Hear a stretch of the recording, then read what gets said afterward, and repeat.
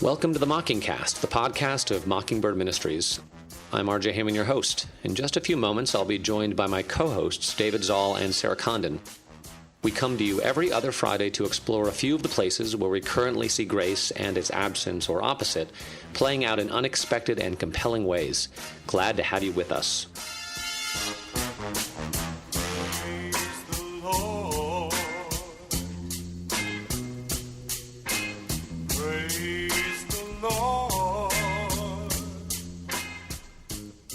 All right, we're back. Welcome to you, RJ Heyman. How was your time away? It was great. We were in Utah for about a week or so, just doing some skiing and stuff. There was not a ton of snow there, as people may know. Like Utah, Colorado, there's nothing apparently. Further north, there's more snow, but just a great time with our family and nice to be with my teenage boys who always want to be out with their friends, but they were forced to spend time with us and play Rummy Cube and other family games, and it was a great time. So thanks for the week off, and I'm back refreshed, ready for 2018.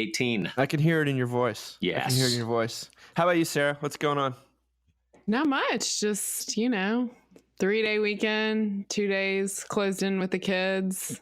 We did a Little Mermaid puzzle. Ooh. It was 800 pieces, and my husband did most of it. So very impressive. Yeah. That's a big Little Mermaid puzzle. Yes. It was. It's funny because our daughter, who's 3, has never seen the movie. It's surprisingly hard to see the Little Mermaid. You cannot get it on Hulu or Netflix or Amazon. I even tried to buy it and I couldn't. Like, you've got to physically get the DVD. I have it on DVD. Do you? You can borrow it. I actually look at this stuff. Isn't it neat? I mean, pretty much know the whole thing by heart. Yeah, so RJ watched it last night. I could sing it for you. I could sing it for you right now. You want me to do that? No. Are you sure? Bet you on land they understand. Bet they don't. Reprimand their daughters. I'm done. Our daughter just calls it, because she doesn't really know what it is. She just calls it Under the Sea, like in this really off pitch. So anyway, she just kept singing that on repeat. She's going to get a killer patois going. I can already see. The scene was, Ariel like on the rock. It's that like she's. I don't know when. Exactly. I don't know how. We've unleashed a monster. Let's jump into the ocean here of articles. Terrible segue. But RJ, I was glad you mentioned the skiing thing, because this first one's about humble bragging. And I just feel so badly for you, with your bad conditions out there in Colorado. I appreciate tough. That, Dave. Thank you for your sympathy. It's so hard. There's a new study that came out from both the UNC and Harvard together, finding what we all know to be true is that humble bragging makes people like you less than straight up self-promotion. The research says that there are 2 distinct types of humble brags. The first falls back on a complaint. I hate that I look so young. Even a 19-year-old hit on me. While the second relies on humility. Why do I always get asked to work on the most important assignments?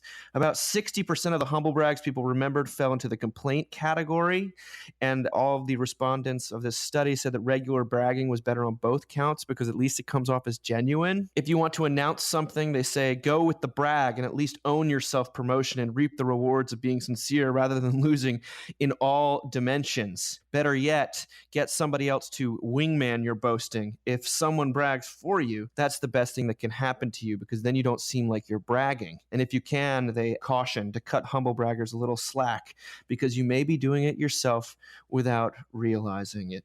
It's hard, guys, being this aware of my humble bragging. I need to be forgiven for being completely clear about when I'm humble bragging and when I'm not.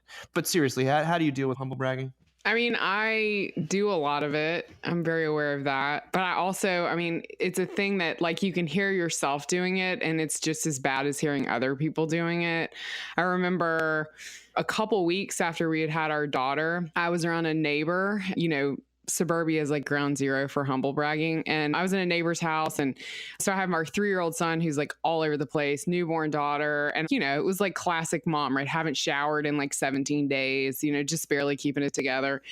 And she looked at me, she's like, oh, wow, like this is like really hard on you. I was like, yeah. And she's like, I could still keep it together after 2 kids. Like I had all their clothes organized by seasons. And then she goes, that's why God gave me 4 children to humble me. And I was like, I'm going to hit you with my car. It was like a hard thing to smile through. So There's a lot of that, though, I think, like in mom world, there's a lot of like, oh, I don't, my kid. Well, there's a reference in here to like, doesn't like to read, so good at math. I mean, I hear that kind of stuff all the time. I say that stuff sometimes, like. Yeah, I was skewered by this article because it made me realize things I'd said in the past that I shouldn't have said and need to stop saying. My favorite humble brag is that, unlike you salt and pepper monster, Dave Zoll, I don't have a single gray hair on my head. I really mean it when I say I'm looking forward to getting a little bit of gray hair because I feel like people might actually respect me a bit, at 40 plus years of age.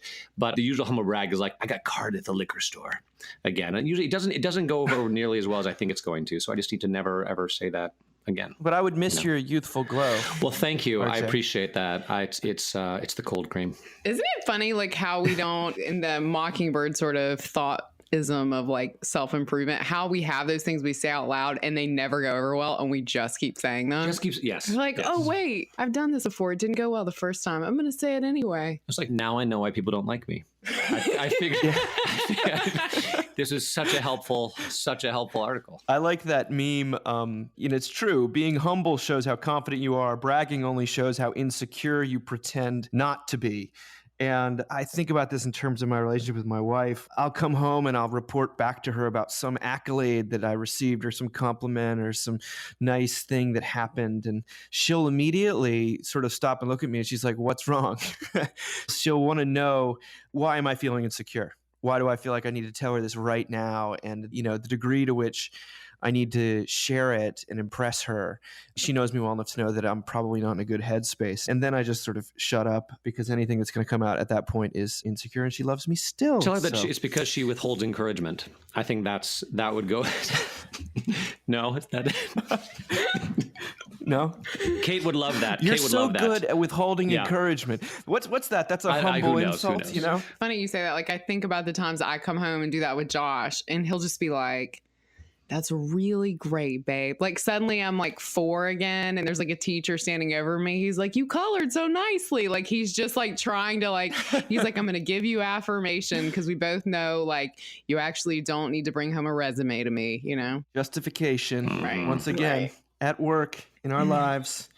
Speaking of which, justification and the courtroom of life, we have got to, unfortunately, talk about Aziz, our master of none, Ansari. And, I wonder, I knew we were going to talk about this today, but you sort of wonder if someone's listening to this 6 months from now, will they even remember what we were talking about? Because things are coming so fast and furious. I tend to think they will, but still, those of you who don't know, there was an article published sort of from babe.net detailing a sexual encounter with Aziz Ansari, the comedian and actor.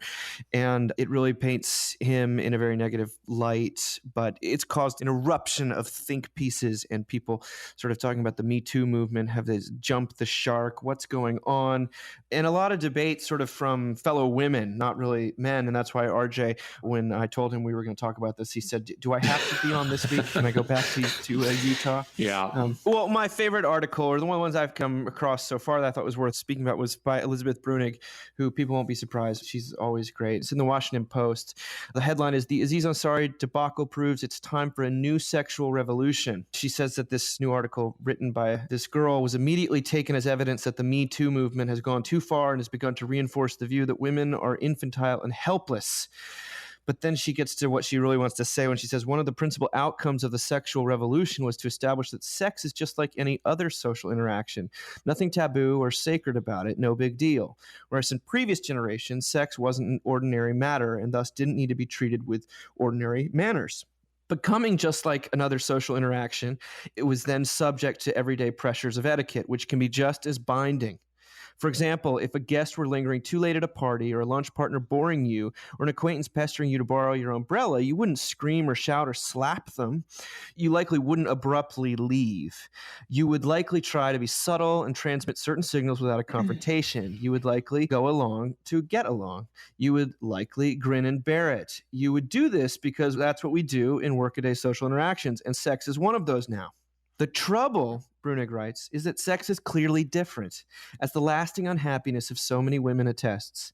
If acknowledging that endangers one of the achievements of the sexual revolution, then so be it. We ought to appreciate that sex is a domain so intimate and personal that more harm can be done than in most social situations, and that given that heightened capacity for harm, we should expect people to operate with greater conscientiousness, concern, and care in that domain than in others.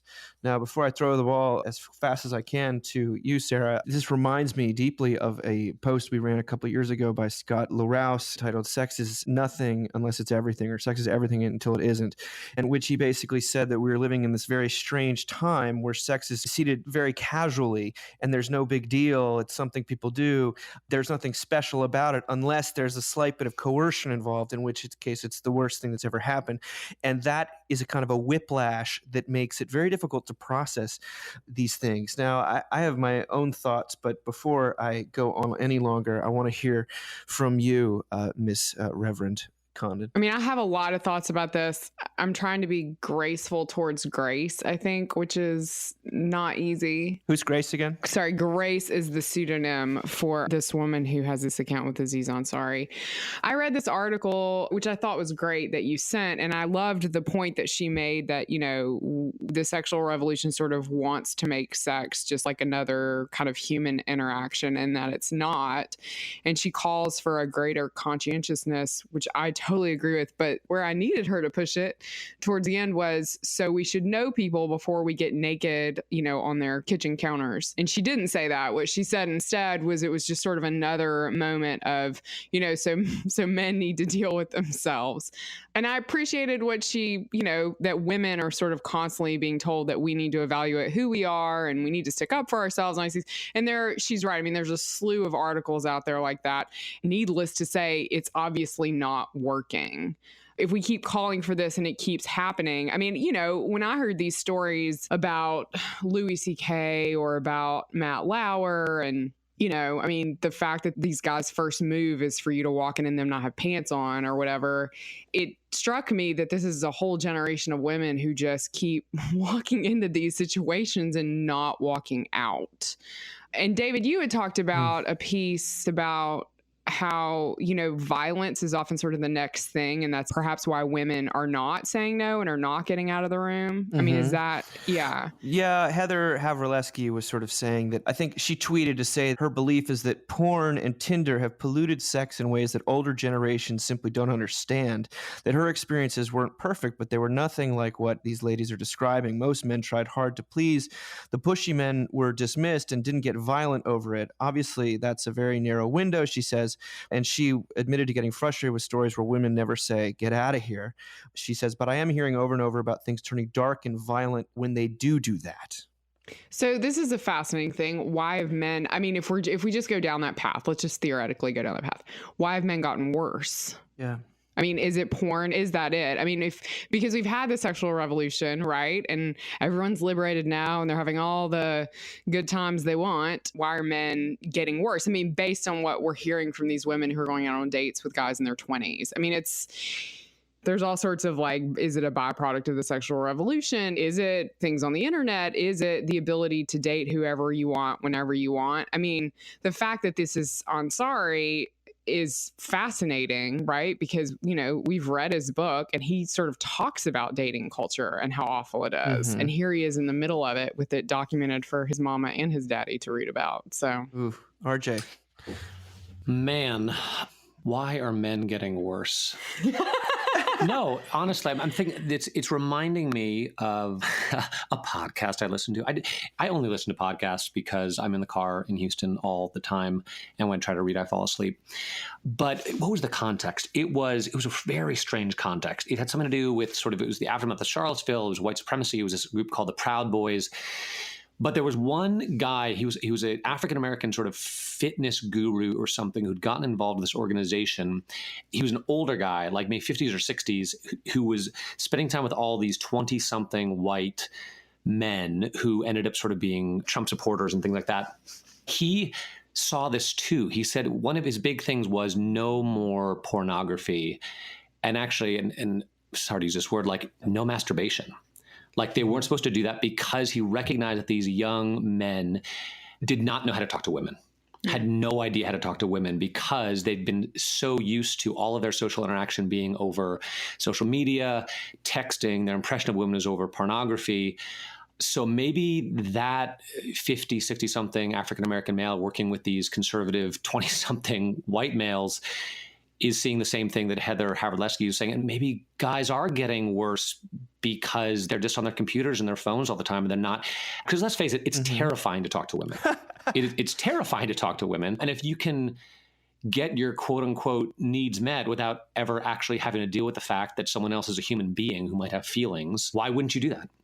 It's easier. It's less humiliating, So this older guy was trying to get these younger guys out there to actually talk to women and fail and learn skills, learn skills for actual relationships. So you were telling me the other day about your initial impression when you watched the HBO show Girls. What was that again? Yeah, I'd said that, and this goes back to not the Havrilesky tweet, but the Washington Post article about, in some ways it's just a more conservative approach to human nature and sex, right? That human nature isn't mutable, that you can't just decide not to feel badly about something or not to be injured by something just because you don't think you should be.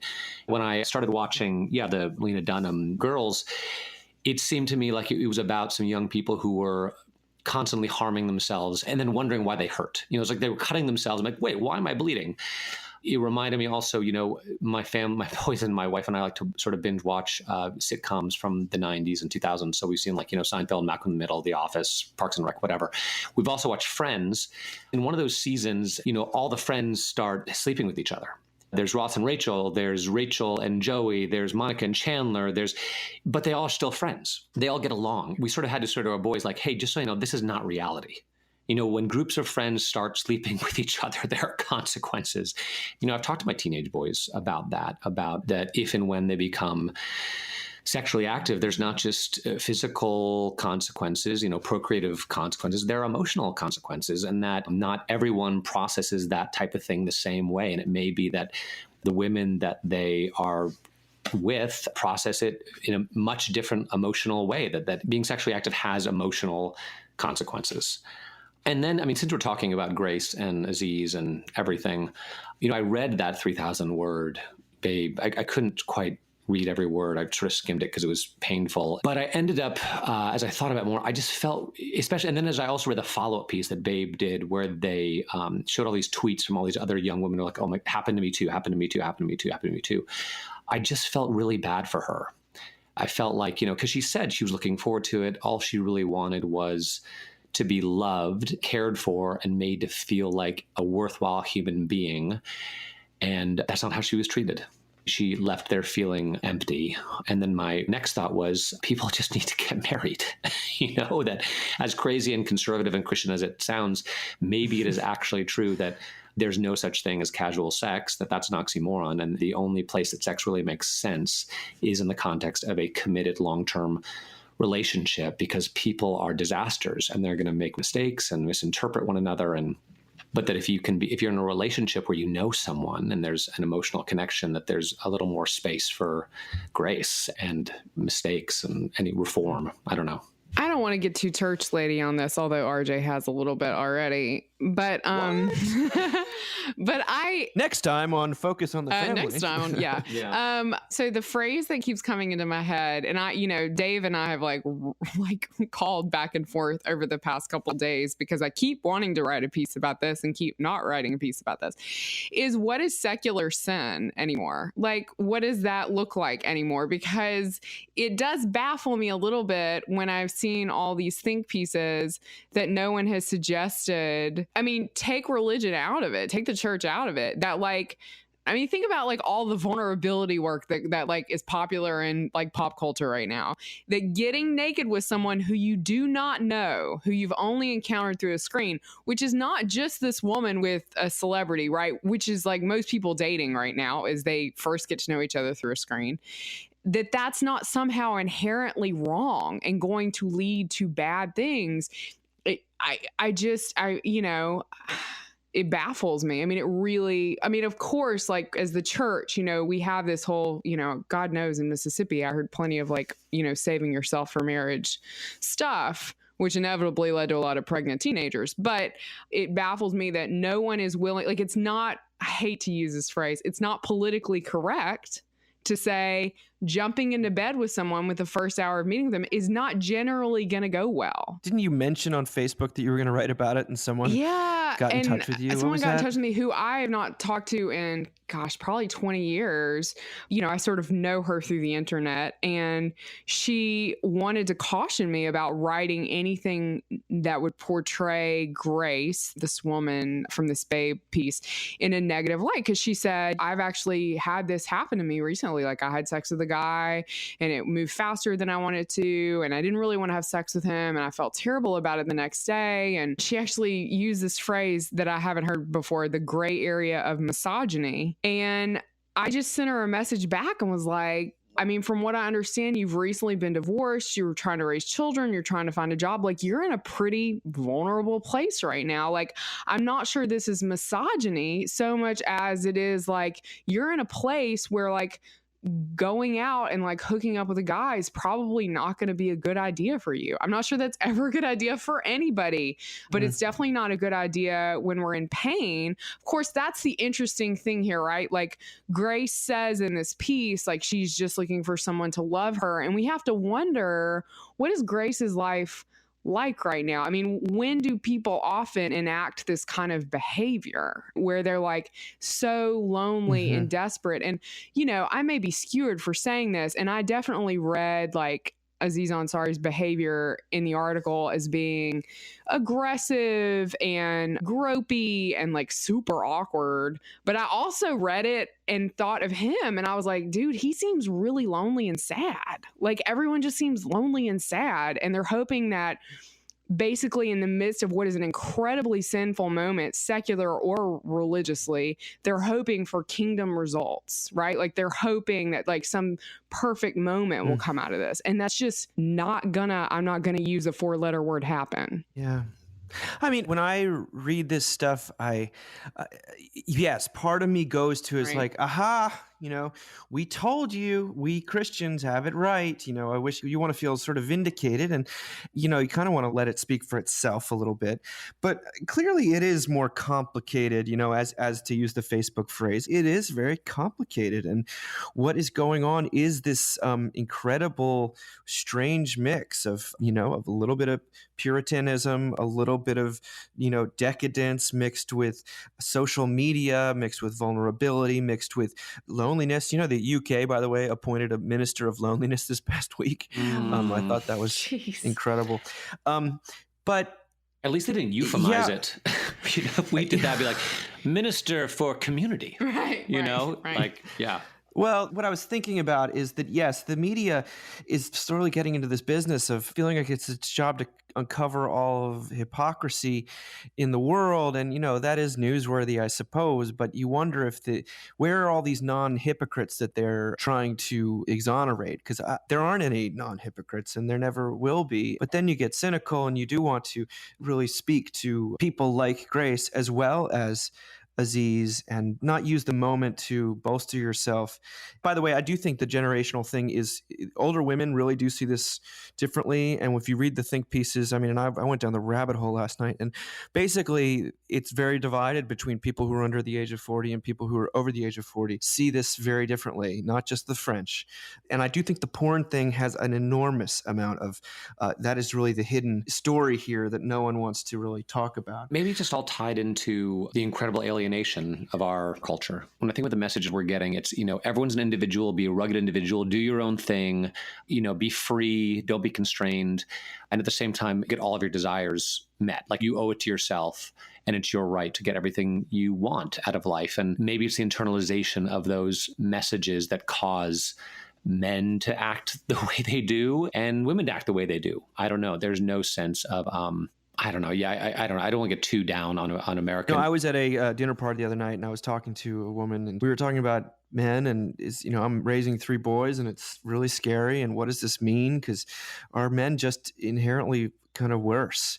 And she actually works as a high-end designer for very high-end weddings and people getting married at Versailles and stuff like that. And she just sort of said, well, not to minimize what's going on, but I deal with women 9 to 5 who I could write a memoir that would just completely undo you. It might be less criminal activity, but the sort of despicable entitlement with which I'm treated could fill many, many books. And so I was like, well, thank you for saying that, because I was about to just throw in the towel and say I wish I was a woman. Dave, do you have an announcement to make? Yeah. But it does lead actually quite profoundly into the final thing we were going to talk about, which was coming from Mark Galley on Christianity Today, our friend who wrote a longer thing on substitutionary atonement. It doesn't get any more personal. By way of introduction, you see the intense accountability and consequence talk and judgment and law, and the world really upping the ante when it comes down to the severity of law, but without any ability to account for the people who are condemned by that law. There's no grace. There's nothing to do with the guilt, without trying to say it's not that big of a deal.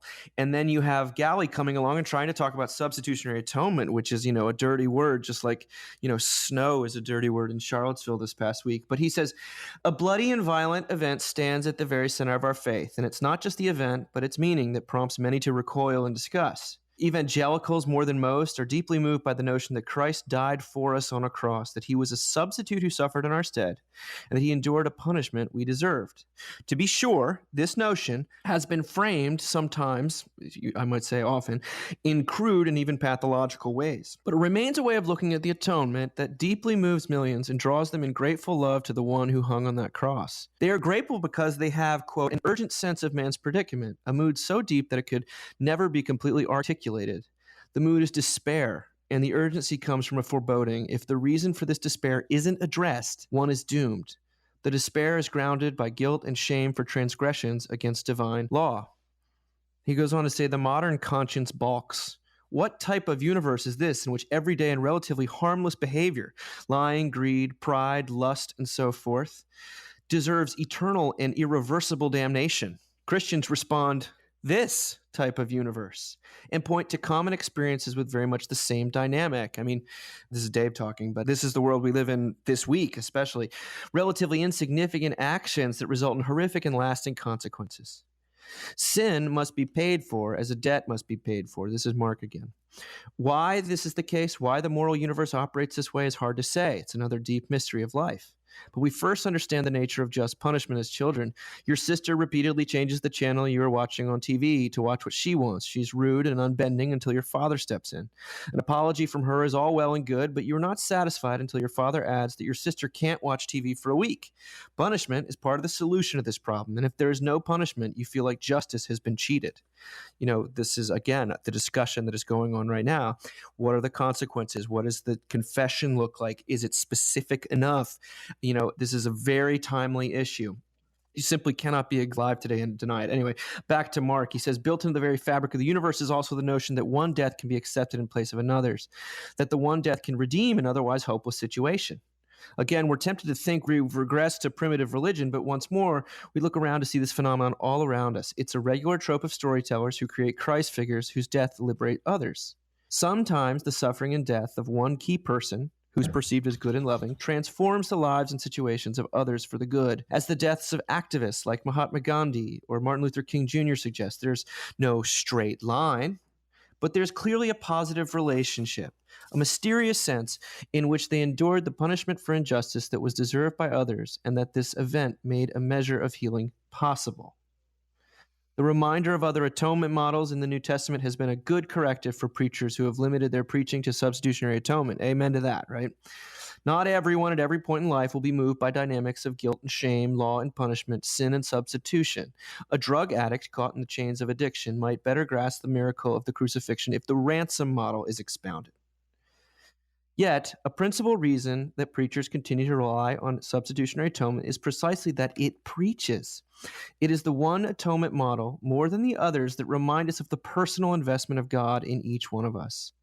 Where Christus Victor, for example, is a wonderful model to describe cosmic redemption, substitutionary atonement is about my salvation. Christ died for me, I might add, for what's happened to me and what I've done to others. It doesn't get any more personal than that. What do you think, guys? I grew up in a church in Mississippi, an Episcopal church, and there wasn't a lot of this kind of preaching. There was good preaching, but it was like a lot of narrative, but it was good preaching. But my parents took me to Maundy Thursday one year, which we hadn't really done much of. I think I wrote about that for the site. Anyway, we remember sitting there and being a kid, and they start stripping the altar and the lights dim. And, it's a pretty plain Protestant church. So there wasn't a lot to remove, but it was just sort of the darkness happening. And suddenly, and I don't know if it was the words of the liturgy or whatever that kind of rang in my head, but I realized in that moment that Jesus had died for me and was overcome and started crying, which was a little weird for my parents. But, I think that was the first moment in my life that I was like, oh, like this is a truth, right? It wasn't something I felt like I experienced in a real way again until, to be honest with you, until Mockingbird, which I found in seminary, or which found me. I mean, the way that Mark Galley says, like it preaches and that's why people use it. I mean, I totally agree with that.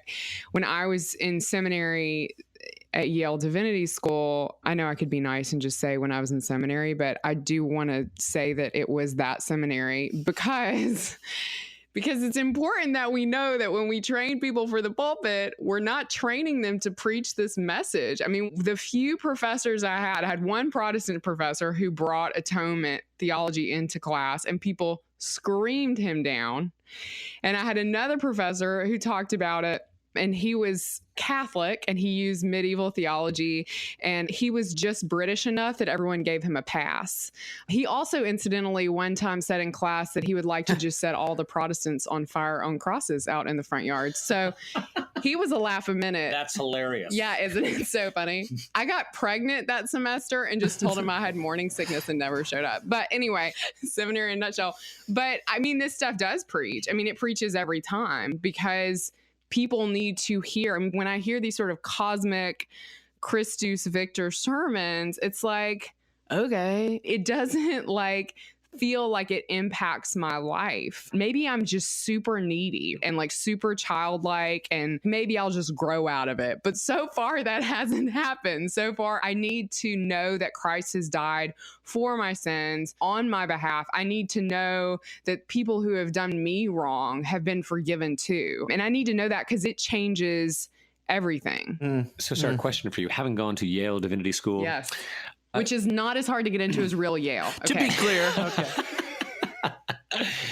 Beyond the divine child abuse trope, what is it about atonement theology that people react so strongly against? Because sin is such a fundamental part of that. And to talk about sin in a deep way and to talk about low anthropology in a deep way undoes so much of what we hear in the social justice movement. It just does. Because it says, actually, we can't fix everything. Actually, we can't create the kingdom here on our own volition. Like, actually, people are going to starve and suffer, and it's deeply sad, and it makes Jesus weep, and we're not going to be able to fix every single situation. I mean, it's no wonder that people last, what's the average in ministry? It's less than 5 years. You're hearing this stuff at seminary. Oh, the victory of Christ. Like, just go out and be Jesus, die on a cross, be raised the next day. The Catholic seminary professor will burn you, for free. And then you get out into church. I mean, for me, this theology is more, aside from like my personal life, my preaching life, it's necessary for me to just function, in church world. I mean, RJ, I remember having a conversation with you early on when I started working at St. Martin's, and you said to me, we were talking about, people struggling in the pews, and you said something like, you have to look out and remember that like everybody is bound by their sin. Once you get this stuff, you don't unsee it. Yeah. That article brought a few things to mind. One, as he was talking about the reality of the world that we live in and its brokenness, its sin, it reminded me of Francis Bufford's amazing book on apologetic, where he was talking about the campaign of kind of new atheists in buses and, subways in London. And the atheist tagline was, "There's probably no God, so stop worrying about it and enjoy your life." And Spofford's reaction was, who is enjoying their life? Who are these people? Like, no one is enjoying their life. Everything's a disaster. And I'm pretty sure that God is not the problem. And that's where it ties in what you were talking about, Sarah, just that, what did Niebuhr say? That sin is the only empirically verifiable doctrine of the Christian faith. But we don't want to talk about sin. I know people who have a tough time with substitutionary atonement theology, people who have really suffered abuse, and they maybe have a tough time with forgiveness. And I tend to do with guilt and shame, right? I feel guilty for what I've done, what I haven't done, what I'm doing, what I will do. But I don't struggle necessarily with anger or with a desire for justice or with woundedness or with someone having really done something terrible to me that I have a tough time getting over. So I'm really sympathetic to that and looking for a way for atonement theology to address not only people who feel themselves to have committed wrongs, but also those who feel themselves to have been wronged. That how does Jesus bleeding and dying on the cross for our sins help me forgive someone else or help me deal with my anger, my confusion? And I have thought in the past, and I don't know, I'm sure if this is heretical, someone in Mockingbird Land will let me know. I've almost imagined the cross sometimes as almost a divine apology for the brokenness of the world. I was with a couple this morning that are in the hospital. Their baby is there and struggling, and they've had a rough week.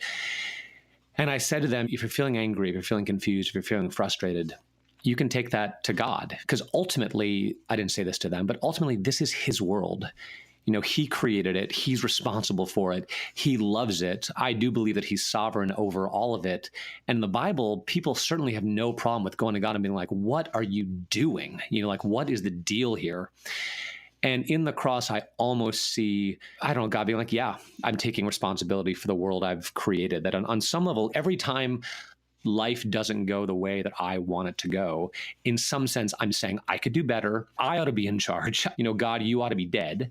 To which God replies, like, too late, you already killed me. Mm-hmm. I already took responsibility for this world. So maybe there's a way through atonement theology for people who are hurting, who need to cry out for justice and are angry, to look at the cross and take all of that to the person who's ultimately responsible. I think that's really beautiful because it says, again, what kind of Fleming's book helps people see is that there are other models of the atonement. There are other things, there are other tools in the toolkit. And personally speaking, the substitutionary atonement model really speaks to me. I could echo what Sarah said.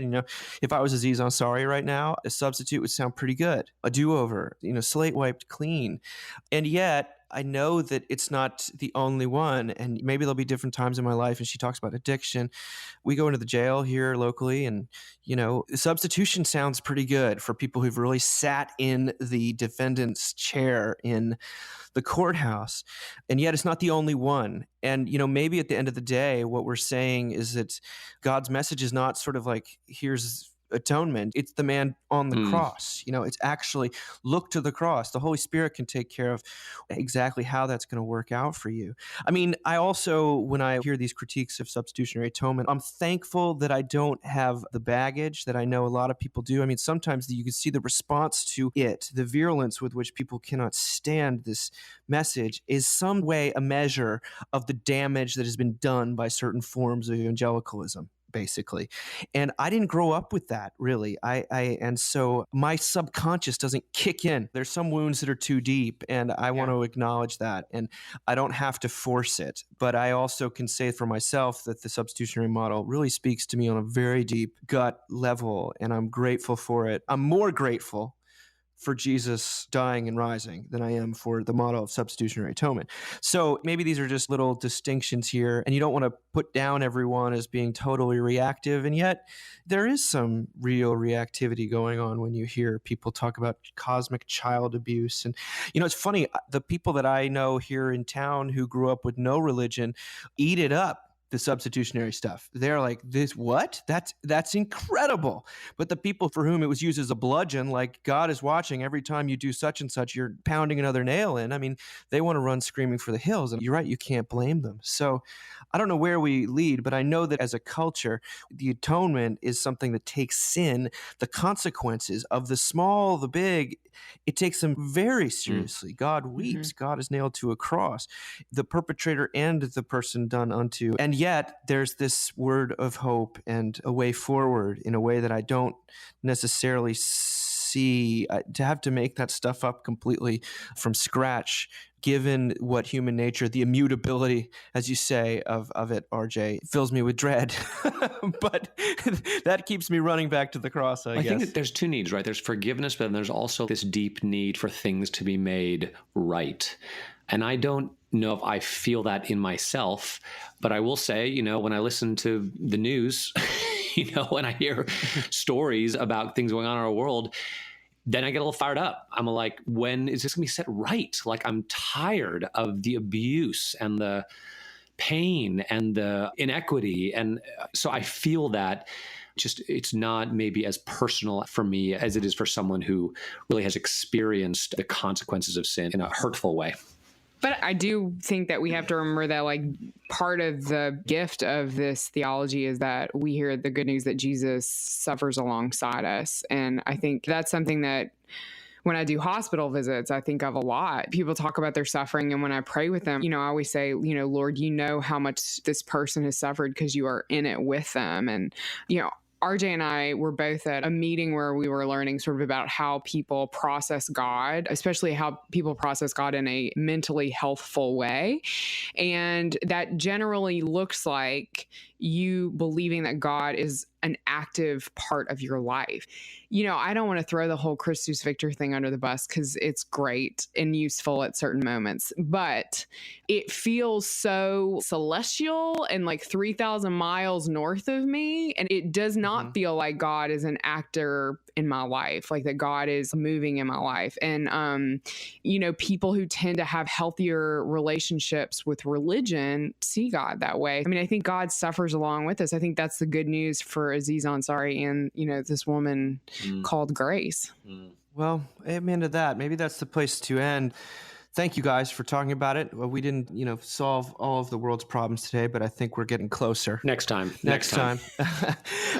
Just a note, I guess, before we end, is that the New York City conference, all of the tiers for registration are now open.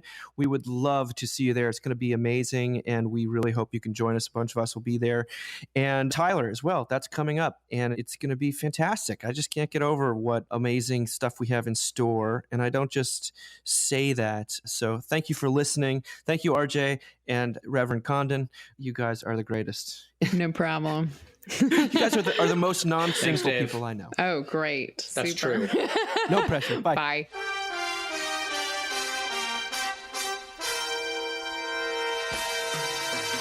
Thank you for listening. Remember, you can find us on the web at www.mbird.com. And we'd always love to hear from you at info@mbird.com. Audio production for the Mockingcast is provided by the Narrativo Group, and if you like what you've heard, please do drop over to iTunes and leave us a rating and review. Until next time.